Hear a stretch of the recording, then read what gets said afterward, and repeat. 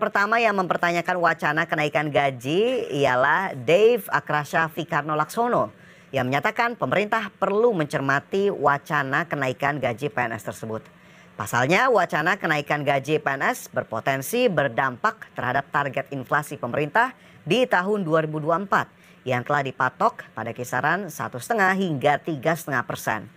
Sementara itu, anggota DPR lainnya Abdul Wahid menyoroti remunerasi PNS, di mana menurutnya sistem remunerasi PNS lah yang seharusnya dirombak oleh pemerintah. Dan pemirsa, ternyata tak hanya anggota DPR, sejumlah pengamat ekonomi dan juga pengamat politik pun ikut bersuara dalam wacana kenaikan gaji PNS. Di mana mayoritas menyebut bahwa wacana kenaikan gaji PNS ini sangat kental dengan unsur politis. Rencana kenaikan gaji PNS dinilai sejumlah pihak berkaitan dengan politik. Informasi pemerintah tengah mempertimbangkan rencana kenaikan gaji PNS sebagaimana diungkapkan oleh Menteri Keuangan Sri Mulyani Indrawati. Baiklah, mari kita lihat struktur yang ada saat ini di slide berikutnya. Nah, kawan Green, kalau kita lihat di sini ya, berdasarkan golongan, pangkat dan ruang, ya, struktur gaji pokok PNS dibagi dari mulai 1A hingga terakhir paling atas adalah 4E. Ya. Nah, dalam golongan 1A, struktur saat ini range terendah hingga tertingginya adalah ya, 1.560.800 rupiah. Ya. Kemudian struktur tertingginya adalah 2.335.800 rupiah.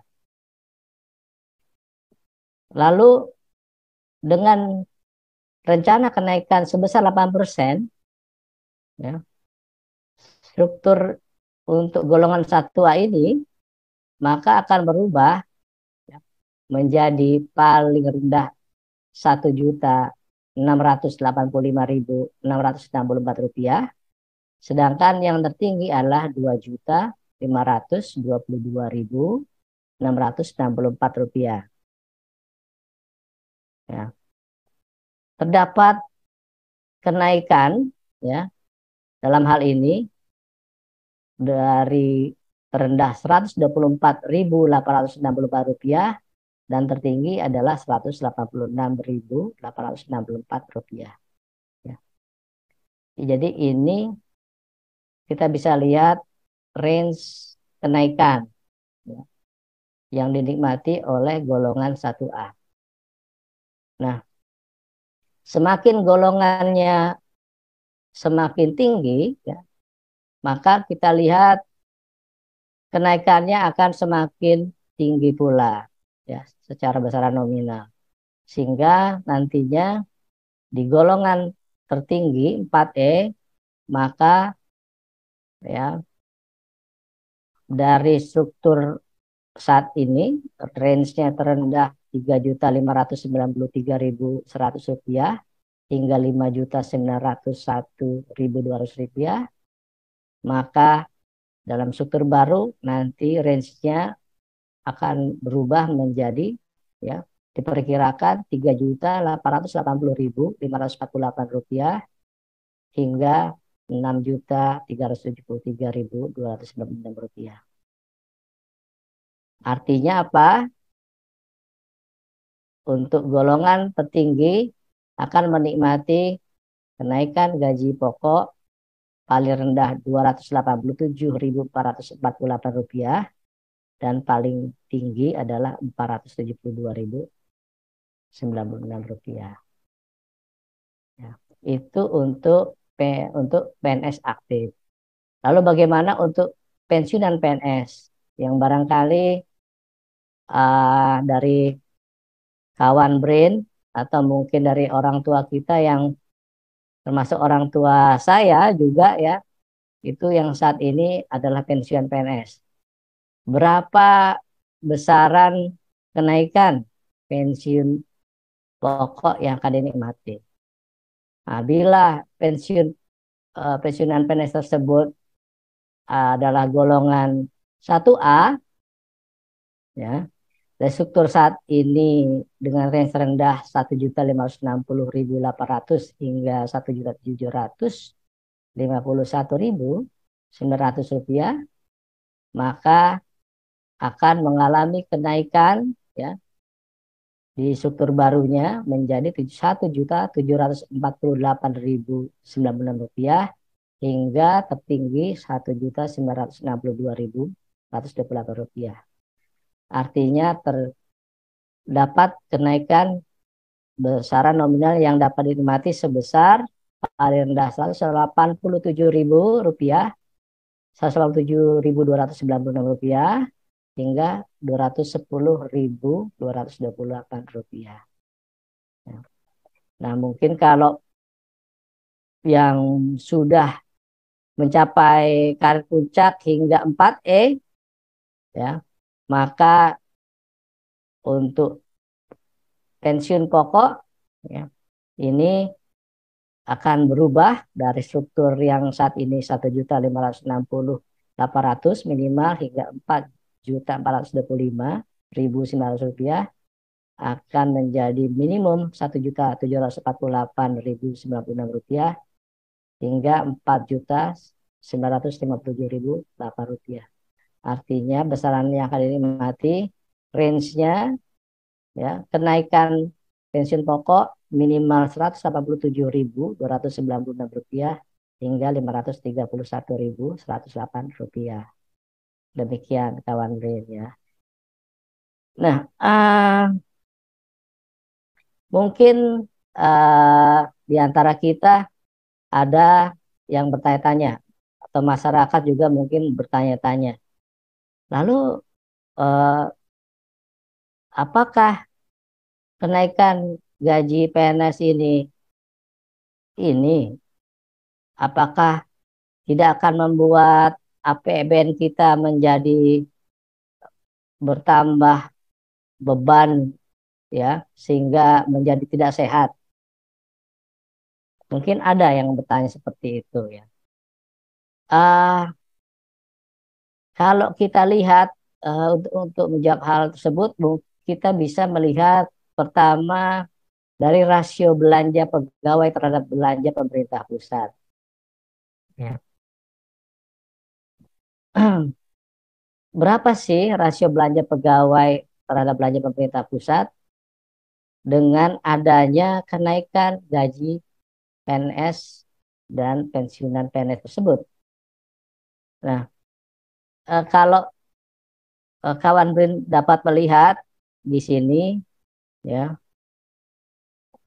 ini yang berwarna, ya, berwarna hijau muda, ini merupakan rasio, ya, belanja pegawai terhadap belanja pemerintah pusat yang merupakan pembagian dari angka nominal garis merah ini, yaitu belanja pegawai, ya, dibagi dengan besaran nominal yang garis biru ini, besaran nominal belanja pemerintah pusat.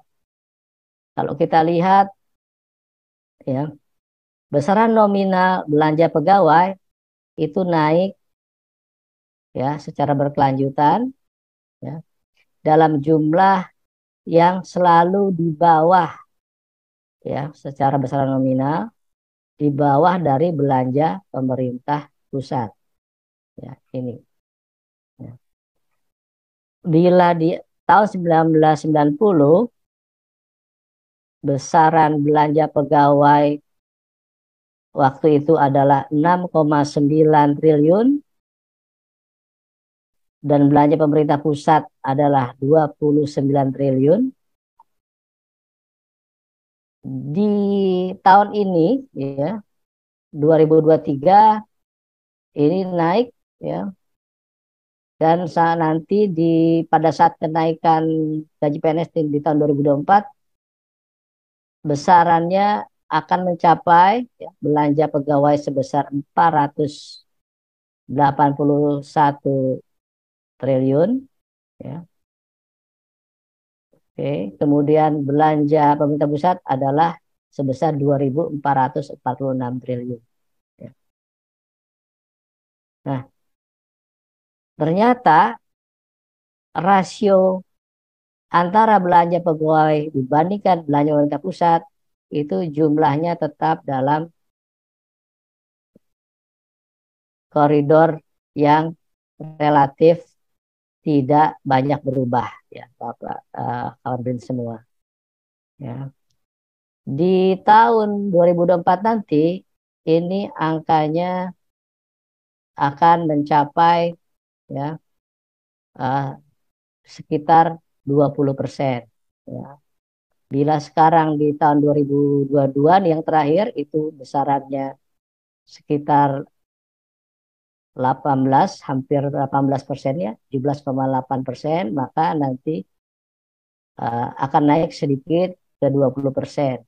Dan rasio ini tetap dalam batas yang dianggap aman, ya, karena ini besarannya masih terkendali. Kalau kita lihat, ya, di tahun sebelum-sebelumnya itu bahkan pernah mencapai di atas 25%. Ya. Tertinggi itu di tahun 97, ya, di atas 30%. Ya. Nah, ini artinya bahwa masih dalam rentang kendali yang aman, ya, dari sisi rasio. Kemudian dari sisi postur RAPBN 2024 kita lihat, ya, antara 2023 dan 2024 kita tidak lihat di sini suatu perubahan yang alokasi belanja yang drastis, ya, yang sangat berbeda untuk belanja pegawai maupun untuk belanja pembangunan, ya. Kalau kita lihat dari sisi outlook realisasi 2023, ya, di sini kita bisa lihat bahwa, ya, secara postur ini tidak banyak berubah, di mana belanja negara di sini kalau kita lihat, ya, di luar belanja pegawai itu tetap angkanya, ya, tetap berkelanjutan, ya, mengikuti arah kebijakan pemerintah yang secara fiskal sekarang adalah ekspansif counter cyclical, ya, demikian, ya. Dan dari sisi kita lihat dari sisi defisit anggaran, ya, ini juga tidak mengalami perubahan dari sisi konteks arah kebijakan pemerintah tersebut, ya.